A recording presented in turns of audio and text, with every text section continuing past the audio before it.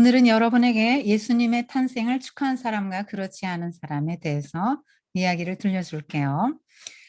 어, 사가랴와 엘리사벳 사이에서 세례요한이 출생했죠. 늙은 엄마 아빠가 아기를 낳았으니까 얼마나 기뻤을까요? 그리고 친척 친지들이 다 모여서 축하해 줬죠, 출생을. 예수님은요? 누가 축하해 줬을까요? 네. 하늘의 천군 천사들이 다 축하했고요.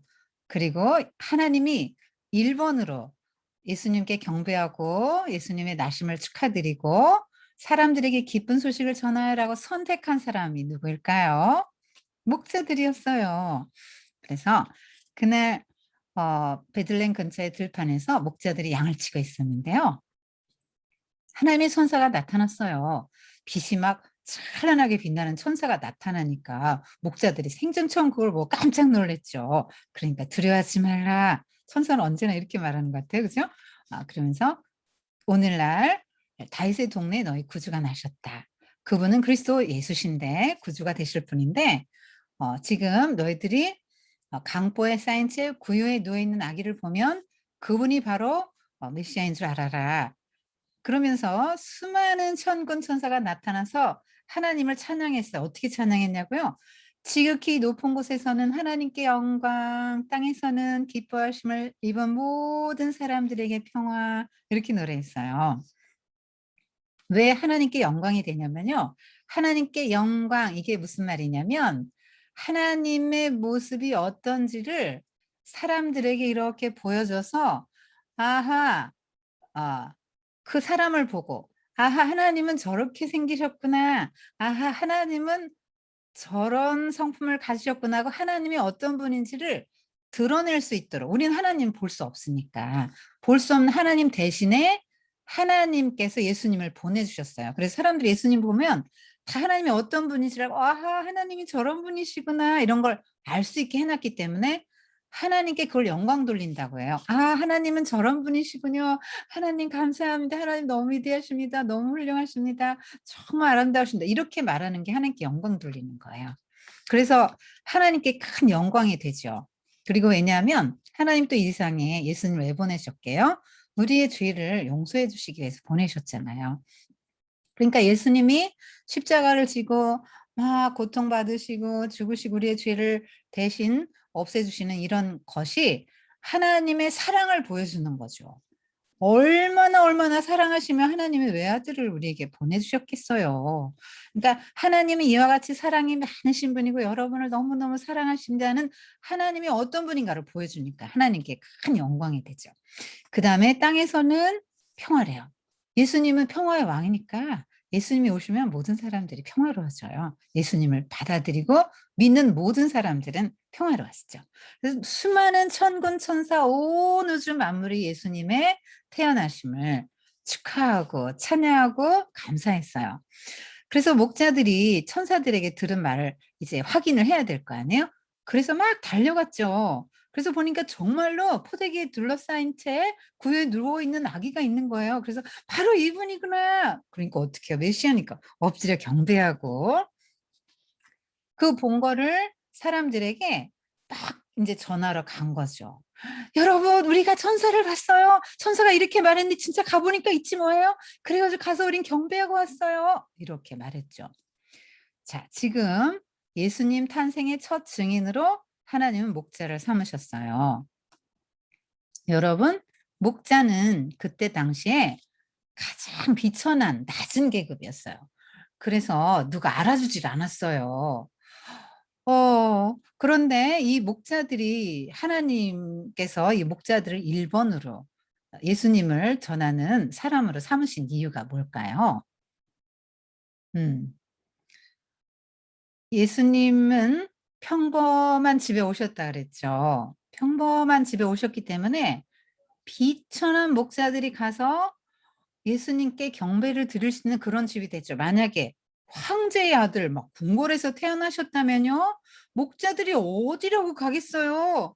"어이 더러운 목자들! 너 이렇게 비천한 것들이 어디라고 그런단 말이냐. 당장 나가라." 이렇게 해서 가난한 사람, 무식한 사람, 목자들 막 이런 사람들은 예수님께 경배도 못하고 구원도 못 받잖아요. 그러니까 평범한 집에서 마구간에 그렇게 해서 예수님이 누워 계시고 목자들도 정말 어떤 사람들도 다 구원받을 수 있게 해 주셨죠. 그런데 궁금한 게 그거잖아요. 허구 많은 어 사람들이 있는데 왜 하필 목자일까요? 하나님은요, 목자를 너무너무 좋아하세요. 여러분 생각해 보세요. 아벨 목자였죠? 모세 목자였죠? 다윗 목자였죠? 어, 야곱도 목자였네. 그리고 예수님도 선한 목자세요. 그리고 하나님도 목자세요. 다윗이 그랬잖아요. 여호와는 나의 목자시니. 이스라엘 모든 그 백성들을 양떼같이 돌봐주시는 분이 하나님이세요. 하나님도 목자시죠. 근데 목자는 어떤 정신을 갖고 살지요? 여러분 한번 생각해 보세요. 아벨은 양을 쳤는데 왜 양을 쳤을까요? 어, 양이 그때는 사람들이 육식을 허용하지 않았을 때죠. 노아 홍수 이전이니까. 근데 아벨은 왜 쳤을까요? 제물이잖아요. 하나님께 드릴 제물, 하나님과 사람이 죄를 져서 관계가 떨어졌는데요. 여러분, 이 양을 대신 제물로 드리고 하나님께 제사를 드리세요. 그러면 여러분의 죄가 용서받고 하나님과 관계가 회복된답니다. 요런 마음으로 양을 친 거죠. 그리고 목자의 정신을 한번 보세요. 음. 잠도 안 자고 밤에 얼마나 양을 돌봐요. 우리 그 야곱 한번 생각해 볼까요? 외삼촌 라반이 야곱을 그 야곱을 막 쫓아왔잖아요. 야곱이 인제 식구들 데리고 돌아가니까. 그때 야곱이 따지는 거 보세요. 외삼촌한테 막 따질 때 "외삼촌 제가 20년 동안 잠도 못 자고 어쩌고 저쩌고 어쩌고 하면서 이렇게 양을 지킨 거 그거 아세요?" 막 이러면서 따지잖아요. 그럼 목자는 잠도 못 자요, 양 지키느라고. 밤에 뭐 누가 물어가면 어떡해요. 길 잃어버려도 안 되고 항상 양을 살피잖아요. 보살피고 살피고 사랑해 주고 보호해 주고. 그게 목자의 정신이죠. 요셉도 목자예요. 어 요셉이 목자였죠. 양을 치다가 인제 17살 되면서 "이제 너는 상속자가 되라." 채색 옷 입고 그때부터는 형들을 감독하는 일을 했지만 그전에는 양을 같이 쳤죠. 그래서 양을 잘 보살필 수 있어요, 목자의 마음을 가지면. 그래서 요셉의 목자의 마음은 어디에서 나타나냐면 나중에 그 감옥에 갇혔을 때 술 맡은 관원장과 떡 맡은 관원장이 감옥에 갇히잖아요. 그때 요셉이 이렇게 살펴보는 거죠. 그 감옥에 가서도 쭉 간수장 그 총무가 돼 가지고 살피는데 두 사람의 안색이 전과 다르네. 여보세요. 무슨 일이 있으세요? 걱정이 있으신 것 같아요." 이렇게 말했죠. 그게 살피는 거예요. 그게 목자의 역할이죠. 그렇게 안 했으면 요셉은 감옥에서 나갈 수 없었을걸요? 목자로 되게 충실하게 인제 일했던 거죠. 그다음에 또 어떤 목자의 마음이죠? 요셉이 자기를 팔아넘긴 형들, 그 형들 아내들 가족들 전부 데려다가 다 자기 돈으로 먹였잖아요. 용서 다 해 주고. 그게 뭐예요? 목자의 마음으로 한 거죠. 그러니까 하나님이 목자 안 좋아하게 생겼어요. 그런 사람이 목자인데. 다윗은요? 다윗은 어떻게 했죠? 사울 왕이 다윗이 골리앗하고 싸운다고 나간다고 하니까 사울 왕이 안 돼, 안 돼. 너 지금 저기 골리앗이 얼마나 지금 전문가야. 저 사람은. 너는 지금 아마추어네. 안 되겠다 야. 너 안 돼. 준비가 안 돼서." 그러니까 "아니에요. 제가요 옛날에 전에 지금 제가 목자인데요. 사자와 곰이 내 양을 잡아가면요. 돌로 막 탁 던져 가지고 기절시킨 다음에 가서 막 사자의 입을 막 탁 벌리고 '내가 양을 구해 왔어요. 사자도 곰도 난 무섭지 않았어요.' 이랬잖아요. 그게 뭐예요? 사자나 곰도 두려워하지 않고 여러분 지금 양이 지금 이렇게 많이 있고 지금 한 마리 곰이 잡아가는데 지금 곰이 얼마나 크고 무서운데 거기를 막 달려가서 막 곰한테 죽으면 어떡하려고 사자한테 죽으면 어떡하려고. 그걸 막 가서 입을 막 이렇게 찢고 막 그 양 새끼를 잡아와야 되겠어요? 도로 찾아와야 돼요? 선생님 같으면 무서워서 못 갈 것 같아요. 근데 어떻게 했어요? 다윗은 생명을 걸고 가서 지켰네. 이게 목자의 마음이죠. 모세도 목자의 마음.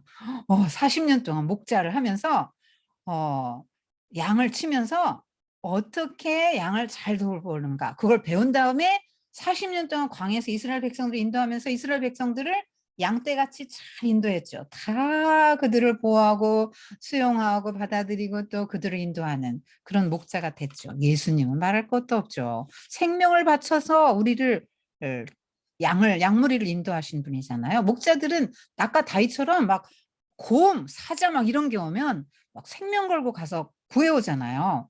예수님은 사탄을 물리치고 생명 걸고 사탄의 손에서 우리를 구원해 내신 목자세요. 선한 목자. 목숨 걸고 지키는 양떼를 지키는 분이죠. 그러니까 하나님이 목자 좋아하시는 거예요.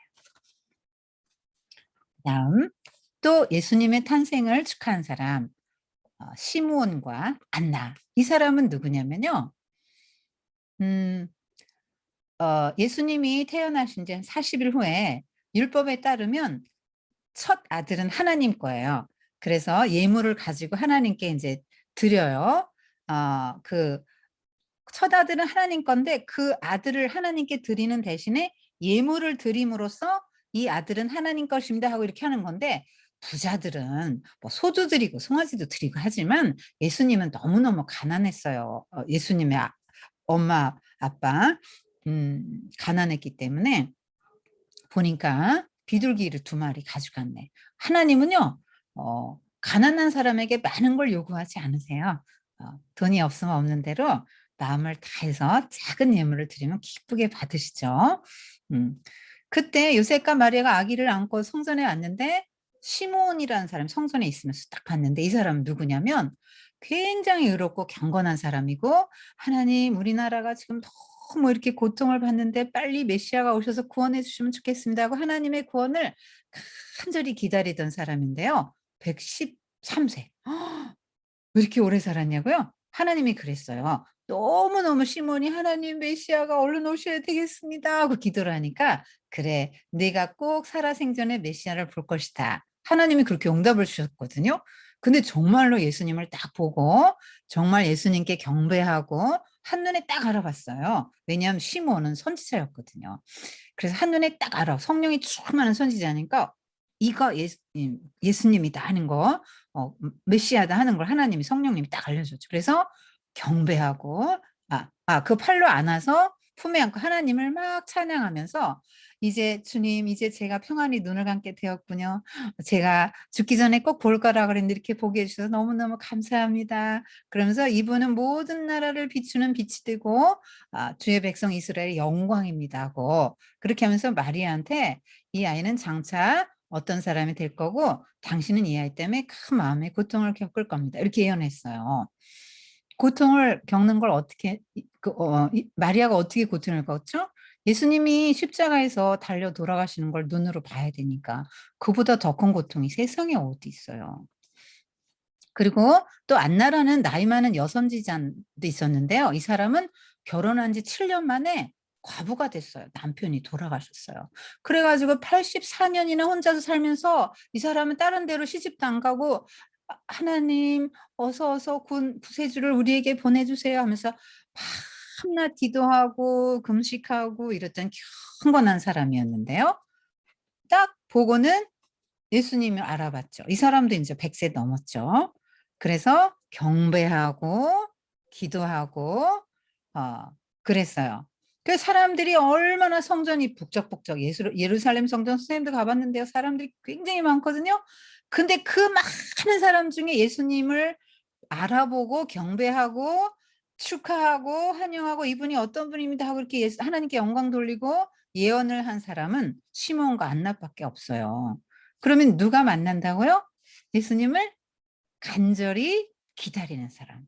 예수님을 사모하고 보기를 원하는 사람만 볼 수 있죠.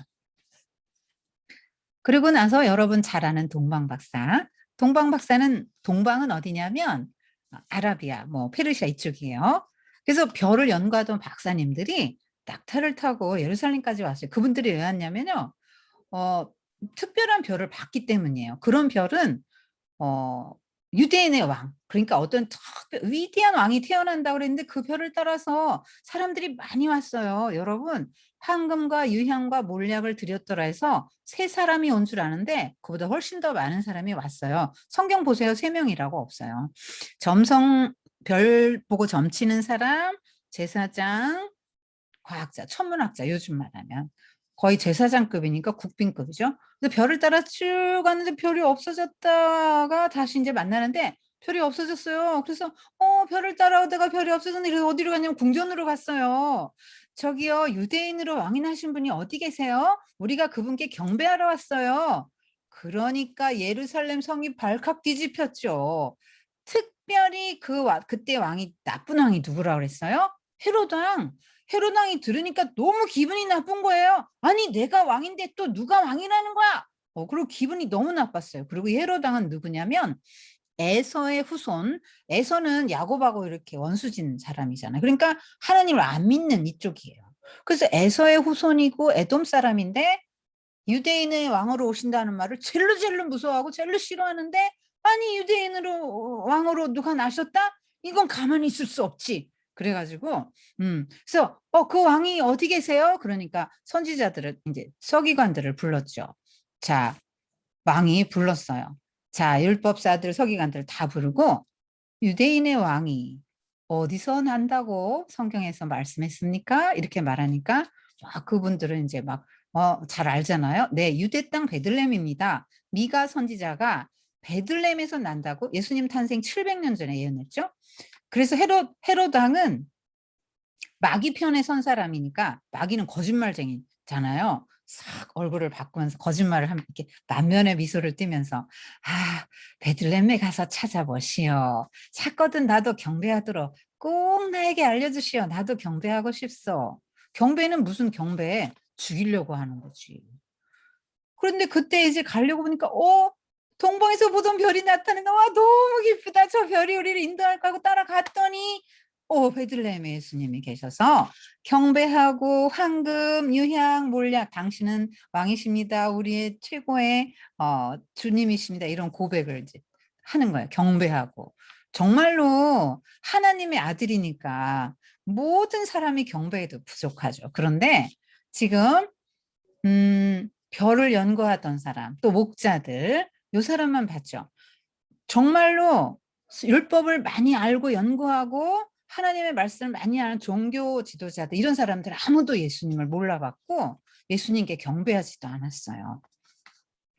그런데 헤롯 왕이 그렇게 인제 유대인으로 왕으로 오신 분을 죽이려고 인제 하는데 하나님의 천사들이 나타났어요. 헤롯 동방 박사들에게. 그래 가지고 "다른 길로 돌아가라." 그렇게 말한 거예요. 왜냐하면 헤롯이 죽이려고 하는. 그래서 다른 데로 돌아갔거든요. 나중에 헤롯 왕이 이거 속았구나. 그걸 알고는 그 시점을 따져 "자, 2살 미만 사내 아이는 다 죽여라." 요런 베들레헴이 조그만 동네라고 했잖아요. 아들이 많이 낳아도 한 15명 내지 20명 정도로 보는데 아들들이 다 죽은 거예요. 얼마나 엄마들이 슬펐을까요? 동네가 다 슬픔에 잠겼어요. 정말 헤롯은요. 어 하나님의 아들이 이 땅에 와서 하나님의 나라를 세우고 모든 사람들을 죄에서 구원하는 거를 싫어하고 방해한 사람이죠. 왜 방해하죠? 내가 왕 노릇을 해야 되니까요. 자, 오늘도 그러면 누구는 환영하고 누구는 예수님을 미워할까요? 목자같이 예수님을 기다리고 시므온과 안나처럼 하나님의 나라가 빨리 임하도록 하나님의 위로가 이 땅에 임하기를 기도하고 바라는 사람, 또 동방 박사들 이런 사람들은 환영하죠. 얼른 메시아가 오시고 예수님이 오시고 그래서 이 땅에 하나님의 나라가 서게 해 주기를 원합니다. 이런 거 기뻐하고 헤롯은 하나님의 나라가 서지 못하도록 싹 죽이는 거예요. 자, 오늘 이야기 마칠게요. 음. 하나님이 세상을 이처럼 사랑하사 독생자를 주셨어요. 그날이 크리스마스예요. 그러니까 케이크 먹고 놀고 산타 할아버지가 뭐 어쩌고 이런 날이 아니에요. 여러분 크리스마스 날 그런 거 신경 쓰고 노는다고 정신없고 선물 이런 것만 너무 신경 쓰지 마세요. 선물도 왜 주고받냐면은 너무 기쁘니까 기쁨을 나누려고 주고받는 거예요. 그 의미를 알아야죠. 왜냐하면 모든 사람이 다 죄로 인해서 죽게 됐잖아요. 그런데 예수님이 이 땅에 오셔서 아까 목자가 재물을 키우는 사람이라고 그랬죠. 그러니까 하나님이 목자를 좋아하시죠? 재물은 하나님과 사람과의 관계가 이렇게 벌어졌는데 그걸 이렇게 다시 회복시켜 주는 거잖아요, 재물이 대신 죽음으로. 사람의 죄인 대신 죽음으로. 그러니까 예수님도 우리 같은 죄인을 대신해서 죽으심으로 하나님과 사람과의 관계를 이렇게 회복시켜 주러 오신 거죠. 그러니까 모든 죄인들에게 가장 큰 기쁨이죠. 감옥소에 갇힌 사람이 당신 해방이요. 추록하세요. 여기서 나오서 이 기쁜 소식이죠. 배가 고파 막 굶어 죽어가는 사람이 여기 빵 있어요. 이게 기쁜 소식이죠.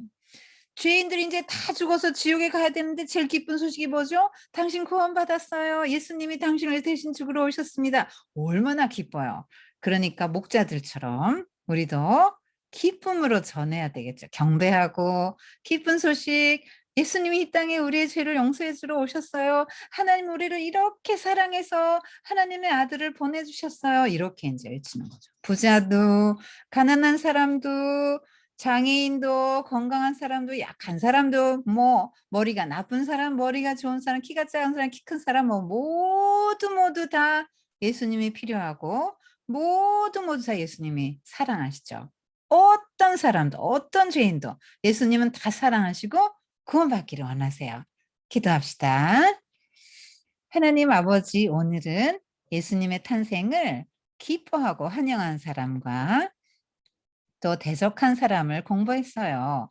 목자들처럼 예수님의 정말 그 탄생을 기뻐하고 축하하고 전한 그런 사람들, 또 목자의 심정을 가지고 양을 돌보던 그런 마음으로 우리 사랑하는 어린 친구들 목자의 마음을 갖고 이제 사람들을 돌보는 그런 사람으로 자라게 해 주세요. 시몬과 안나처럼 예수님을 간절히 사모하고 기다려서 예수님을 꼭 만나는 사람이 되게 해 주세요. 동방박사처럼 예수님께 경배하고 예수님 하나님의 아들이고 만왕의 왕이신 그분에게 합당한 예물을 드리고 하나님을 높여 드릴 수 있는 그런 귀한 사람들이 되게 해 주세요. 정말 헤롯은 예수님이 오시는 걸 대적했지만 얼마 못 가서 죽고 말았어요. 예수님이 영원하신 우리의 왕이신 걸 믿어요. 우리가 헤롯같이 나쁜 헤롯처럼 예수님을 혹시라도 방해하는 사람이 되지 않게 해 주세요. 할렐루야. 우리를 구원하시러 아기 예수님을 우리 이 땅에 보내주시고 대신 제물이 되게 하시고 우리를 죄에서 구원하신 예수님께 감사하고 하나님께 감사하며 예수님의 이름으로 기도드렸습니다. 아멘.